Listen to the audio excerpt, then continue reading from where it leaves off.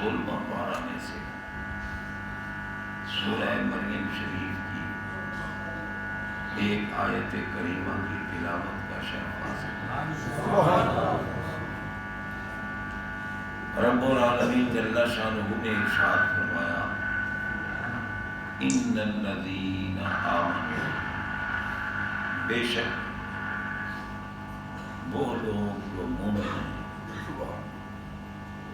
وعملوا، اور انہوں نے عمل کیے، الصالحات، نیک عمل، سیجعل لهم الرحمن، ان قریب رحمان ان کے لیے لوگوں کے دلوں میں ودا، بے حد محبت ڈال دے گا۔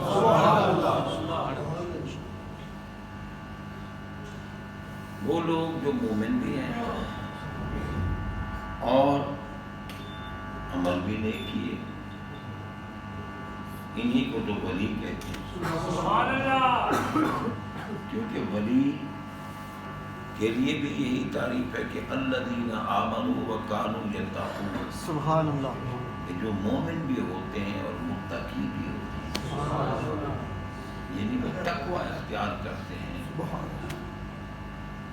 نہ وہ گناہوں کے کام کرتے ہیں نہ قریب جاتے ہیں، سبحان اللہ، وہ ہمیشہ نیک اعمال پر کمر بستہ رہتے ہیں۔ ان سے خدا نہ خواستہ اگر کوئی گناہ سرزد ہو جائے، کیونکہ تقاضۂ بشریت ہے، انبیاء کرام علیہ السلام کے سوا معصوم کوئی نہیں، جو معصوم نہیں اس سے گناہوں کا سرزد ہونا ممکن ہے۔ بے شک، دیکھو نا، یعنی جو معصوم نہیں ہے اس سے گناہوں کا سرزد ہونا ممکن ہے، یہ نہیں کہ ان سے گناہ ہوتے ہیں۔ بے شک، وقوع گناہ کی بات نہیں، امکان گناہ کی بات۔ سبحان اللہ، حضور تاجدار گولڈا رضی اللہ تعالی عنہ نے یہی تعریف کی ہے۔ حضرت سیدہ طیبہ عالمہ عابدہ متقیہ صالحہ سیدۃ نساء الجنہ، سیدۃ نساء العالمین، بانو مرتضیٰ، نور چشم رحمت للعالمین، ام الحسنین، سیدہ فاطمہ الزہرا سلام اللہ علیہا معصوم نہیں ہے، محفوظ ہے۔ بے شک، معصوم وہ ہوتا ہے جس سے گناہ ہو ہی نہیں سکتا، اور محفوظ وہ ہوتا ہے جس سے گناہ کا ہونا ممکن ہو۔ اب تاجدار گولڈا نے بھی بی بی پاک کے لیے یہی لکھا ہے کہ کیونکہ وہ معصومہ نہیں ہے، محفوظہ ہیں، تو جو معصومہ نہیں ان سے غلطی کا ہونا ممکن ہے، امکان ہے، یہ نہیں فرمایا کہ ان سے غلطی ہو گئی۔ بے شک، وقوع خطا کی بات نہیں، بے شک، امکان خطا کی بات ہے۔ جو امکان خطا کو وقوع خطا سمجھے اس جیسا جاہل کوئی نہیں۔ بے شک، ان نے تو مسئلہ بیان کیا نا کہ بھئی وقوع خطا ممکن ہے، یہ نہیں کہ ان سے خطا ہو جائے۔ اور کسی نے ان کا نام لے کر یہ کہا کہ دیکھو ہم نے کہا کہ خطا کو ہونا ممکن ہے اس لیے بی بی پاک سے خطا ہو گئی، یہ غلط بات ہے، گستاخی ہے بی بی پاک کی۔ بے شک، گستاخی ہے۔ ایمان سے بتاؤ، حشر کا میدان ہو اور ہمارے آقا جلوہ فرما سبحان اللہ، کیا ان کے سامنے کوئی کہہ سکتا ہے کہ معاذ اللہ ثم معاذ اللہ آپ کی وہ بیٹی جس کے لیے آپ تشریف آوری پر کھڑے ہوئے سبحان اللہ سبحان اللہ. ہمارے آقا اللہ تعالیٰ کی ذات پاک کے بعد سب سے بڑی عظمت والے، بے شک بڑی شان والے، بڑے احترام والے، سبحان اللہ. ان سے بڑھ کر کوئی نہیں ہے، ان سے افضل کوئی نہیں ہے. کوئی نہیں. اس لیے انبیاء ہیں تو ان کے مقتدی ہیں، رسول بھی مقتدی ہیں، مرسلین بھی مقتدی ہیں. اور قرآن سے ثابت ہے کہ جس کو جو کمال ملا ہے ہمارے آقا کے لنگر سے ملا. سبحان اللہ. انما انا قاسم اللہ ہوگا. فرمایا پکی بات یہ ہے کہ میں تقسیم کرنے والا ہوں. اب اس کا سلیس ترجمہ یہ ہوگا کہ میں ہی تقسیم کرنے والا ہوں. سبحان اللہ سبحان اللہ. واللہ یعطی اور اللہ عطا فرما.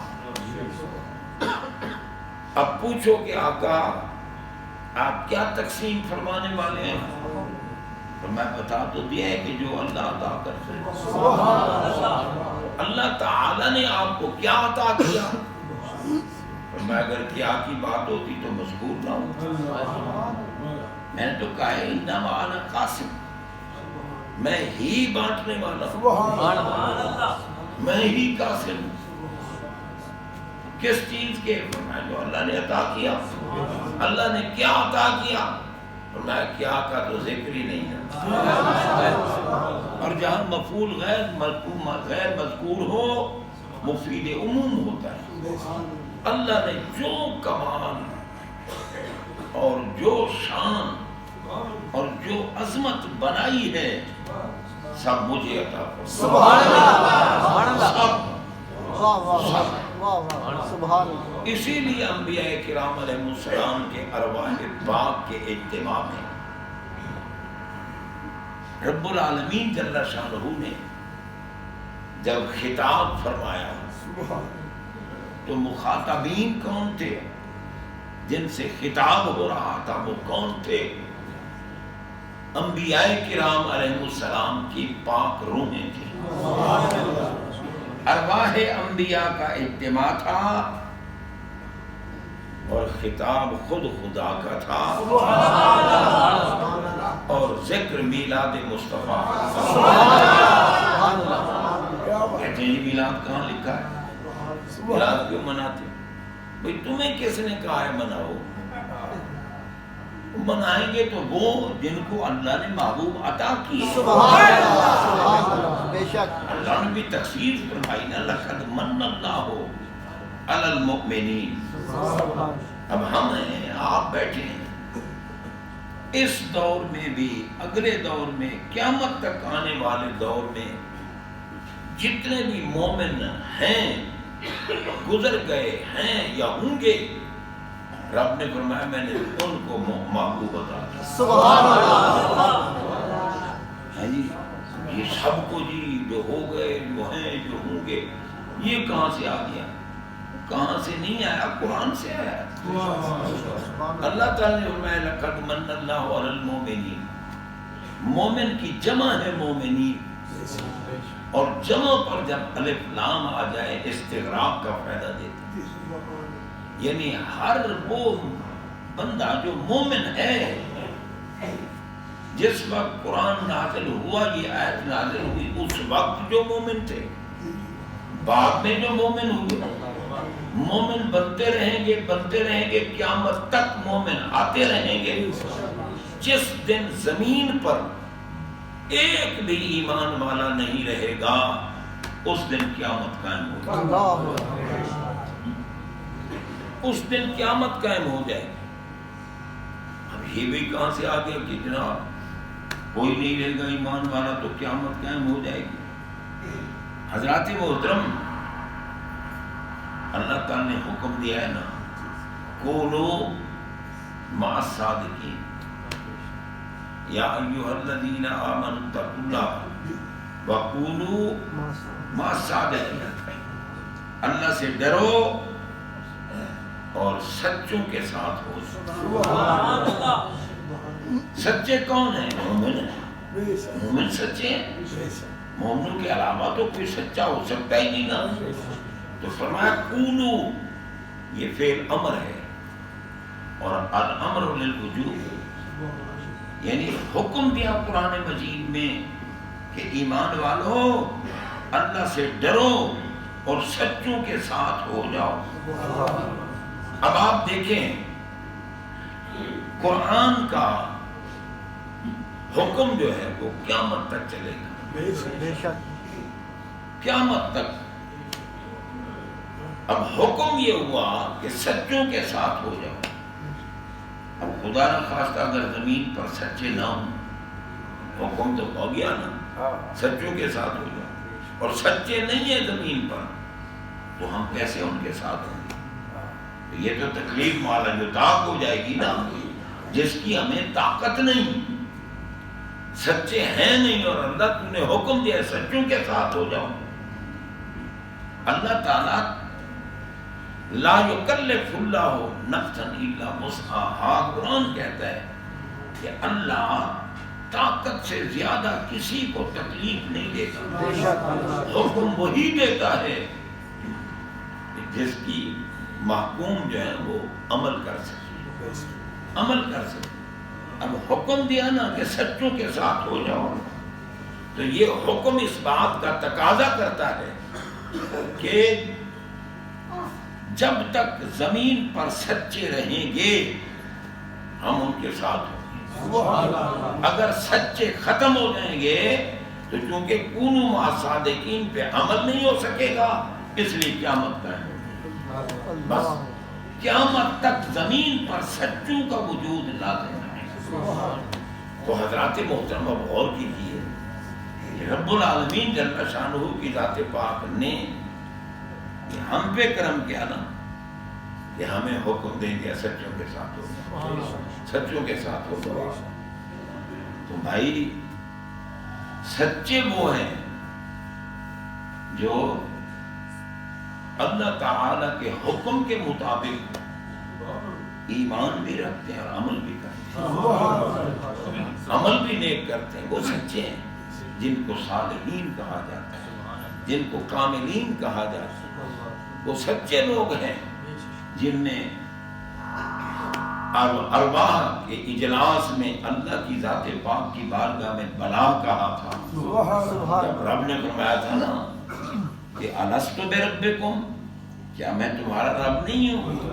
قالوا بلا، انہوں نے کہا بے شک تو ہمارا رب۔ ٹھیک ہے نا، وہ سچے ہیں، وہ رب کو رب سمجھتے ہیں، اللہ نے جس کو جو مقام دیا اس مقام کو جانتے ہیں۔ تو جناب بندہ میں عرض یہ کر رہا تھا کہ ارواح انبیاء کا اجتماع ہے اور انبیاء معصوم ہیں۔ اللہ تعالیٰ خطاب فرما رہا ہے، فرمایا ثم جاءکم رسول، نبیو جب تمہارے پاس بڑی شان والا رسول ہے، بڑی شان تمہارے پاس۔ اب آپ بتائیں کہ جب ہمارے آقا عالم دنیا میں ظاہر ہوئے اس وقت نبی تھے دنیا میں نہیں، جب انبیاء کرام علیہ السلام کا وجود ہی نہیں تھا تو پھر رب العالمین نے نبیوں سے وعدہ کیوں لیا کہ جب تمہارے پاس میرے محبوب آئیں اپنا کلمہ چھوڑ دینا، خود بھی انہی کا کلمہ پڑھنا، اپنی امت کو بھی انہی کا کلمہ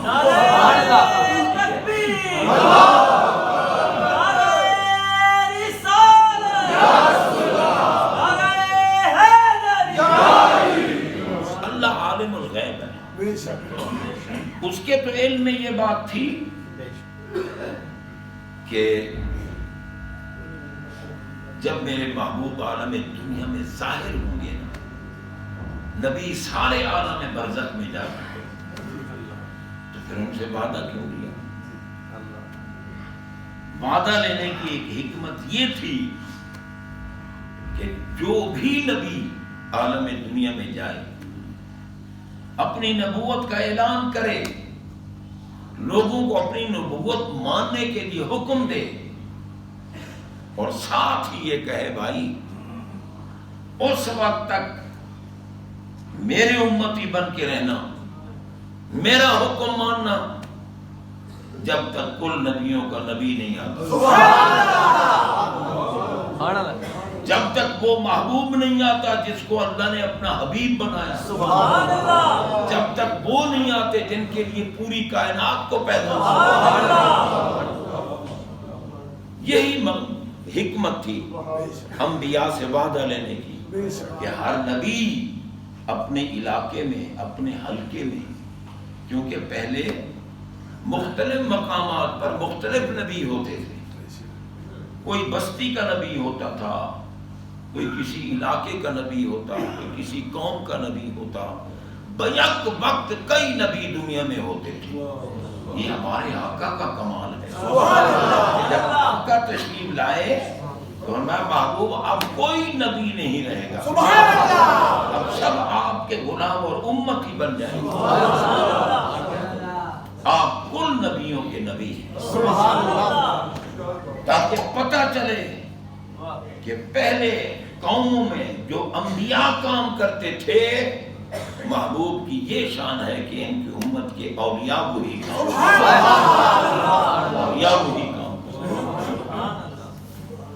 رب العالمین نے یہ وعدہ لیا انبیاء سے، لَتُؤْمِنُنَّ بِهِ، تم نے ان پر ایمان بھی لانا ہے اور تم نے ان کی نصرت، یعنی کیا ہے، ان کے حکم کو مان کر عمل بھی کرنا ہے۔ سبحان اللہ۔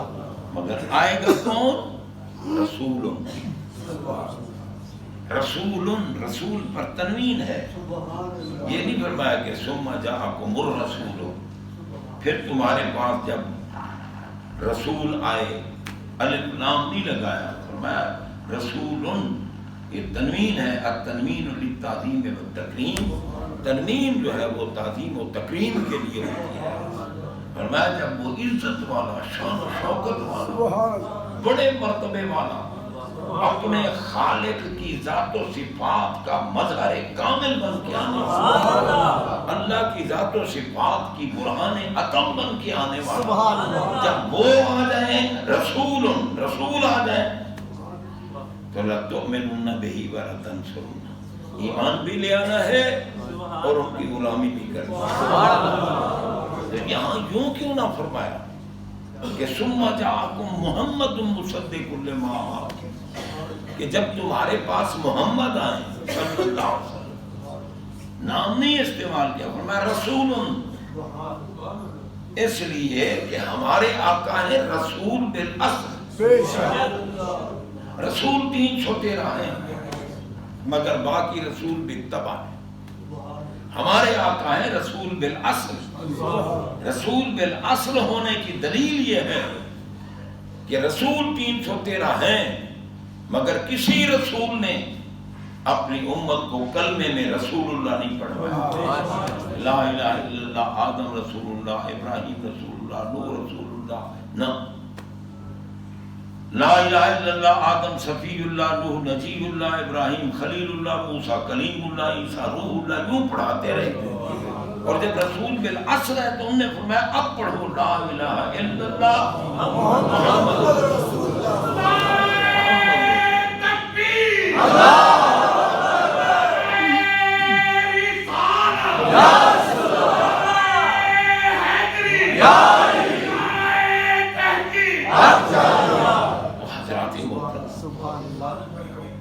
ہمارے آقا نے پڑھوایا لا الہ الا اللہ محمد رسول بالاصل اس کو کہتے ہیں جو خالق اور مخلوق کے درمیان وسیلہ ہوتا ہے، خالق سے لیتا ہے اور مخلوق میں بانٹتا ہے، مخلوق میں بانٹتا ہے۔